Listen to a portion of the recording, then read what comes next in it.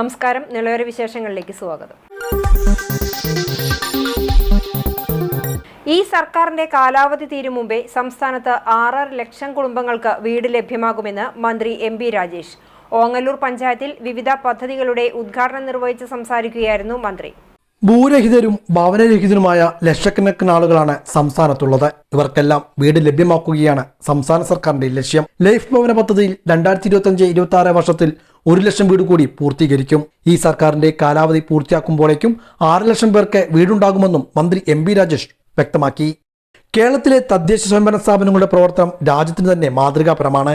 2025 March 30-നകം Keralam മാലിന്യമുക്ത സംസ്ഥാനമായി മാറുമെന്നും മന്ത്രി വ്യക്തമാക്കി. 4,24,800 വീട് പൂർത്തിയാക്കി ആളുകൾ താമസം തുടങ്ങി. 1,14,000 വീടുകളുടെ നിർമ്മാണം നടന്നുകൊണ്ടിരിക്കുന്നു. രണ്ടും കൂടി ചേർത്താൽ ഏതാണ്ട് 5,40,000 വീടായി. ഈ നടപ്പ് വർഷം 25-26 1 ലക്ഷം വീട് കൂടി പൂർത്തിയാക്കും. അപ്പോൾ ഈ ഗവൺമെൻറ്റിൻ്റെ കാലാവധി കഴിയുമ്പോഴേക്കും 6.5 ലക്ഷം പേർക്ക് വീടുണ്ടാവും.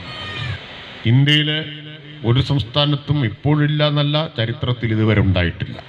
6.5 ലക്ഷം വീടെന്ന് പറഞ്ഞാൽ ചെറിയ കാര്യമല്ല. അതിന് സംസ്ഥാന സർക്കാർ ചെലവഴിക്കുന്ന തുക എത്രയെന്നറിയോ? ഇതുവരെ ചെലവഴിച്ചത് 18,000 കോടി.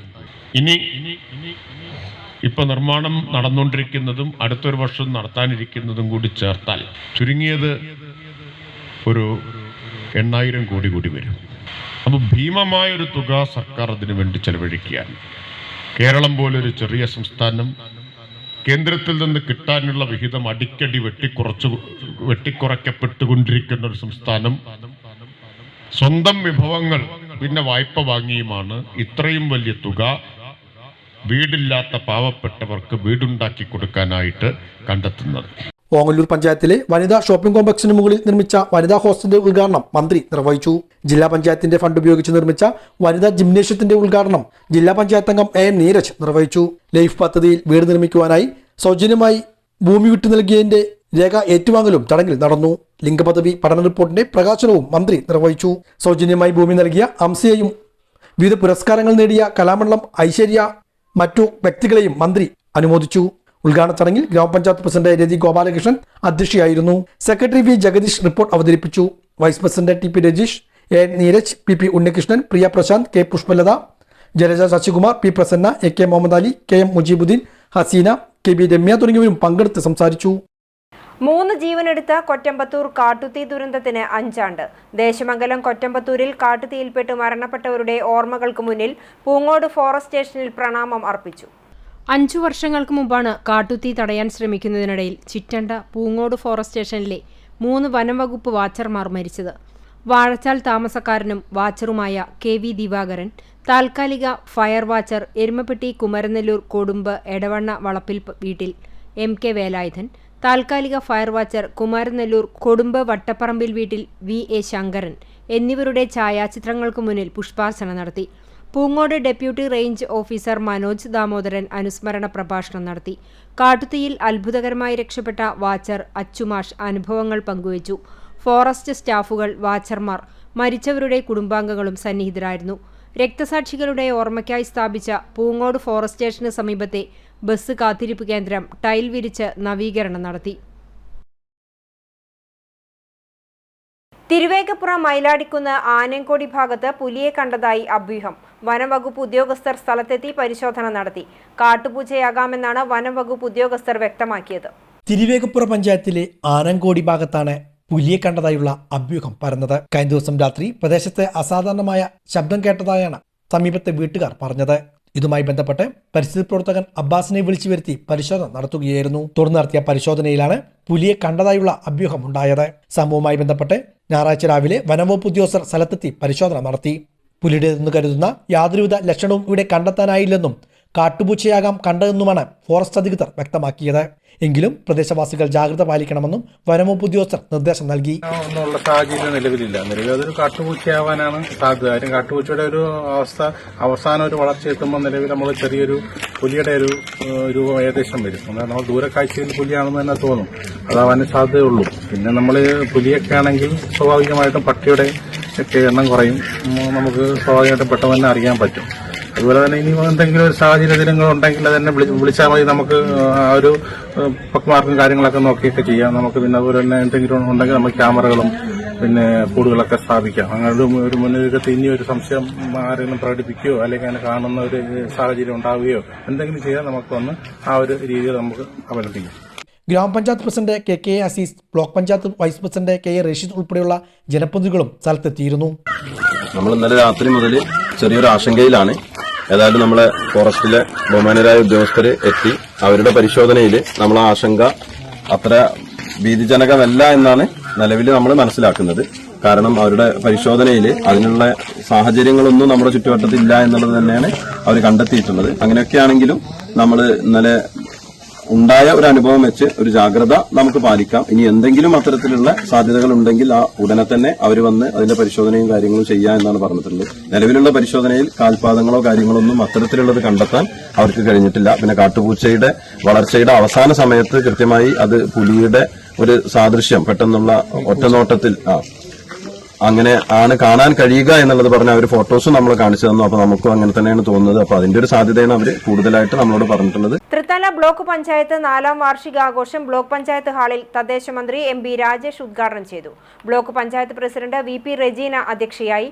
പഞ്ചായത്ത് പ്രസിഡന്റുമാരായ T Suhara, P K Jaya, Sharafudheen Kalathil, block panchayat vice president P R Kunhunni, ജില്ലാ പഞ്ചായത്ത് അംഗങ്ങളായ V P Shaniba, Anu Vinod, block panchayat സ്ഥിരം സമിതി ചെയർമാൻമാരായ A Krishnakumar, T S Shereena, P V Priya, CPIM area secretary T P Muhammad, AM Abdullakutty, CP Vasantha, secretary AG Anilkumar എന്നിവർ സംസാരിച്ചു.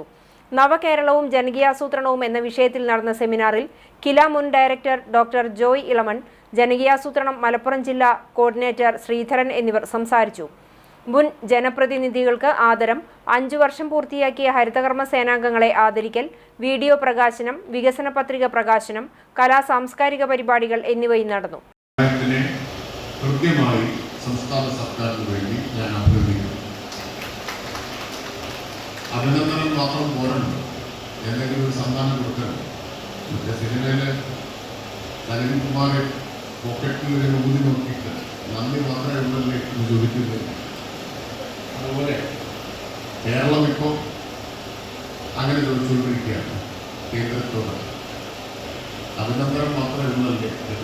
കാരണം എക്കണോമിക് സർവേ പാർലമെന്റിൽ അവതരിപ്പിച്ചപ്പോൾ കേരളത്തിന്റെ വികസന മാതൃകയ്ക്കും വികസന നേട്ടങ്ങൾക്കും ധാരാളം അഭിനന്ദനം കിട്ടി.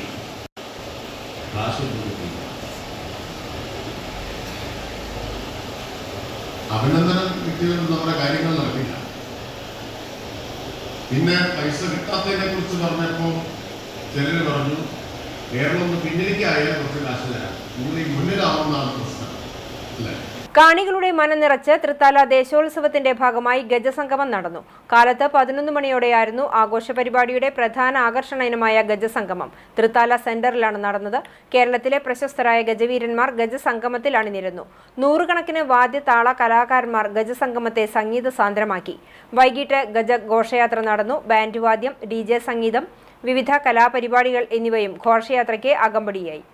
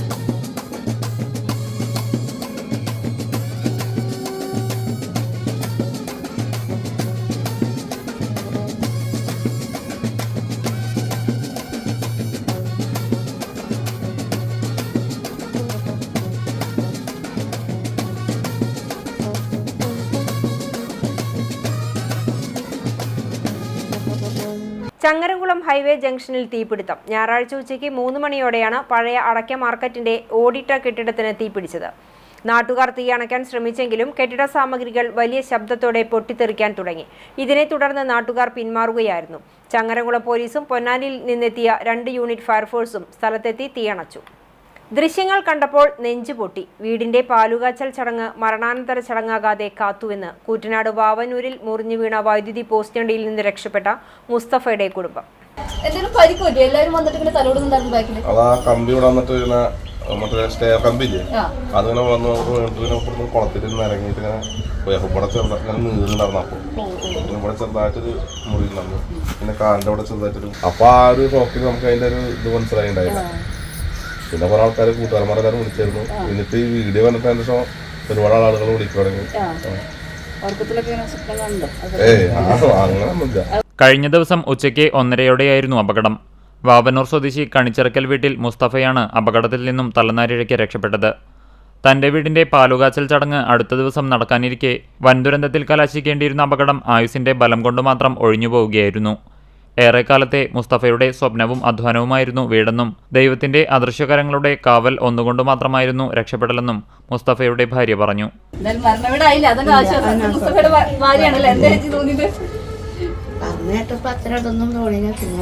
വീഡിയോ കണ്ടപ്പോഴാണ് ഇതാണ് ഉണ്ടായിരുന്നല്ലേ. നീ ഭർത്താവിനെ പുറത്തുവിടാതിരിക്കോ? അധ്വാനിച്ചിട്ടുണ്ട് 1 വർഷത്തോളം. മാമ എന്താ പറയാ, ഉറക്കമില്ലാതെ ഇതിന് വേണ്ടിട്ട് വീടിന് വേണ്ടിട്ട് കുറെ ബുദ്ധിമുട്ടിയിട്ടുണ്ട്, അധ്വാനിച്ചിട്ടുണ്ട്. പക്ഷെ ഞങ്ങൾ പറഞ്ഞപ്പോൾ ഞങ്ങൾക്ക് ഇത്ര പെട്ടെന്ന് പറയുമ്പോഴത്തല്ല, നമ്മൾ നേരിൽ വീഡിയോ കണ്ടപ്പോ എന്താ പറയാ, ദൈവത്തിന്റെ വളരെ അധികം കാവലുണ്ട്. നമ്മൾ ദൈവത്തിന്റെ ഒരു കൈ നമ്മളെ വന്നിട്ട്. പിന്നെ 4 കുട്ടികളാണ്. അവർക്കൊരിപ്പോ അതില് കൂറ്റനാട് ഭാഗത്തു നിന്നും പട്ടാമ്പി ഭാഗത്തേക്ക് പോവുകയായിരുന്ന ടോറസ് ലോറി ഇടിച്ച് വൈദ്യുത പോസ്റ്റ് 2ആയി മുറിഞ്ഞിരുന്നു.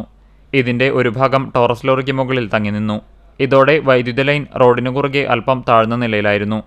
ഇതിനിടെ റോഡിനു മറുവശത്തെ പോസ്റ്റിനു താഴെ മുസ്തഫയും ബന്ധുക്കളായ 2 പേരും സംസാരിച്ച് നിൽക്കുകയായിരുന്നു. ഇതിനിടെ റോഡിലൂടെ പോയ കണ്ടെയ്നർ ലോറിയിൽ താഴ്ന്നു നിൽക്കുകയായിരുന്ന വൈദ്യുത ലൈൻ കൊളുത്തി വലിക്കുകയും മുസ്തഫ നിന്നിരുന്ന ഭാഗത്തെ വൈദ്യുത പോസ്റ്റ് 2ആയി മുറിഞ്ഞു വീഴുകയുമായിരുന്നു. ബൈക്കിലിരിക്കുകയായിരുന്ന മുസ്തഫയുടെ തൊട്ടരികിലേക്കാണ് പോസ്റ്റ് പൊട്ടി വീണത്. വൈദ്യുത ലൈനിന്റെ ഒരു ഭാഗം മുസ്തഫയുടെ കഴുത്തിൽ ഉരഞ്ഞ് പരിക്കേൽക്കുകയും ചെയ്തു. അപകടത്തിൽ നിന്നും തലനാരിഴയ്ക്ക് രക്ഷപ്പെട്ടതിന്റെ ആശ്വാസത്തിലാണ് മുസ്തഫയും കൂടെയുണ്ടായിരുന്ന യുവാക്കളും. വണ്ടി എടുത്ത് പോകാൻ വേണ്ടി തുടങ്ങുമ്പോഴാണ് നിങ്ങൾ എങ്ങനെയാ പെട്ടെന്ന് കൈകാര്യം ചെയ്തപ്പോ പറഞ്ഞിട്ട് വരുന്ന കണ്ടില്ല. ഞങ്ങൾ അവിടെ താനെയാണ്. ചെറുവള്ളൂർ സ്നേഹ കലാസമിതി നടത്തിയ അഖില കേരള കവിതാ മത്സരത്തിൽ അവാർഡ് നേടിയ ആരാധ്യ വർമ്മയെ ആദരിച്ചു. 725 കവിതകൾ വന്നതിൽ നിന്നും പ്രത്യേക ജൂറി അവാർഡ് നേടിയ കുട്ടികളെ ആദരിക്കുന്നതിന്റെ ഭാഗമായാണ് ആരാധ്യ വർമ്മയെ ആദരിച്ചത്. തളി ANM സ്കൂളിലെ 5ാം ക്ലാസ് വിദ്യാർത്ഥിനിയായ ആരാധ്യ പിറന്നാൾ ദിനത്തിൽ 46 കുഞ്ഞു കവിതകൾ സ്കൂൾ ലൈബ്രറിയിലേക്ക് സമ്മാനിച്ചിരുന്നു. KSSPU പട്ടാമ്പി ബ്ലോക്ക് സമ്മേളനത്തിന്റെ ഭാഗമായി സാംസ്കാരിക സദസ്സും സെമിനാറും സംഘടിപ്പിച്ചു. അഡ്വക്കേറ്റ് പ്രേംകുമാർ MLA ഉദ്ഘാടനം ചെയ്തു. Kerala state service pensioners union Pattambi block സമ്മേളനത്തിന്റെ ഭാഗമായാണ് സെമിനാർ സംഘടിപ്പിച്ചത്. ഒരു രാഷ്ട്രം ഒരു തെരഞ്ഞെടുപ്പ് എന്ന വിഷയത്തിലായിരുന്നു seminar. Advocate K Premkumar MLA seminar ഉദ്ഘാടനം ചെയ്തു. അതുവരെ നടന്നു വന്നിരുന്ന കളിയിൽ നിന്ന് അല്പം വ്യത്യസ്തമായിട്ടുള്ള മറ്റൊരു സ്റ്റെപ്പ് അവിടെ എടുത്ത് കളിക്കുക ചെയ്തത്. അത് കഴിഞ്ഞ് ഏറ്റവും മനോഹരമായിട്ട് അവസാനം അരയിൽ കരുതിയിരുന്ന കണ്ണട എടുത്ത് വെച്ചപ്പോഴാണ് എല്ലാവരും കൂട്ടത്തോട് കൂടിയിട്ട് കൈയടിച്ചത്. അപ്പോൾ KSSPU ഉൾപ്പെടെയുള്ള നമ്മുടെ പെൻഷൻ സംഘടനകളിലെല്ലാം ഉള്ള മനുഷ്യരെ ഏറ്റവും കാലത്തിന് സമൂഹത്തിന് ഒപ്പമോ അതിനു മുന്നിലോ ഒക്കെ എത്തിക്കാൻ കഴിയുന്ന നിലയിലുള്ള എല്ലാ മാറ്റങ്ങളെയും കൂട്ടിയോജിപ്പിച്ചും സംയോജിപ്പിച്ചും മനുഷ്യന്റെ മനസ്സിന് സന്തോഷവും ആനന്ദവും ഒക്കെ തരുന്ന ഒരു പരിപാടി കൂടിയാക്കി യഥാർത്ഥത്തിൽ ഒരു സാംസ്കാരിക സമ്മേളനമാക്കി ഈ പരിപാടി മാറിയിട്ടുണ്ട്. സാംസ്കാരിക സമ്മേളനം എന്നത് തന്നെ യഥാർത്ഥത്തിൽ നമ്മെ പുതുക്കി പണിയാൻ നമ്മൾ തയ്യാറാകുന്നു എന്നുള്ളതാണ്. ഇപ്പൊ നമ്മളിലെല്ലാം നല്ലതും ചീത്തയും ഉണ്ട്. ഓരോ മനുഷ്യനിലും നല്ലതും ചീത്തയും ഉണ്ട്. എന്നിലുണ്ട് നല്ലതുണ്ട് ചീത്തയുണ്ട്. അപ്പൊ എന്നിലെ ചീത്തയൊക്കെ ഞാനിങ്ങനെ സംസ്കരിക്കുക എന്നതിന്റെ അർത്ഥം തന്നെ യഥാർത്ഥത്തിൽ കത്തിച്ചു കളയാനാണ്. അപ്പൊ നമ്മുടെയൊക്കെ union block president M Rajendran അധ്യക്ഷനായിരുന്നു. മുതുതല ഗ്രാമപഞ്ചായത്ത് president A Anandavalli, KM Unnikrishnan, M Ramachandran, MK Radha, AP Muraleedharan, Venu Perumadiyoor എന്നിവർ പങ്കെടുത്ത് സംസാരിച്ചു. തുടർന്ന് വിവിധ കലാപരിപാടികളും ഉണ്ടായിരുന്നു. ഫെബ്രുവരി 19 മുതുതല കൊടുമുണ്ട ബാബു തോട്ടത്തിൽ വെച്ചാണ് ബ്ലോക്ക് സമ്മേളനം നടക്കുന്നത്. മുഹമ്മദ് മോസിൻ MLA ബ്ലോക്ക് സമ്മേളനം ഉദ്ഘാടനം ചെയ്യും. ഇതോടെ നിളയോര വിശേഷങ്ങൾ സമാപിക്കുന്നു. നമസ്കാരം.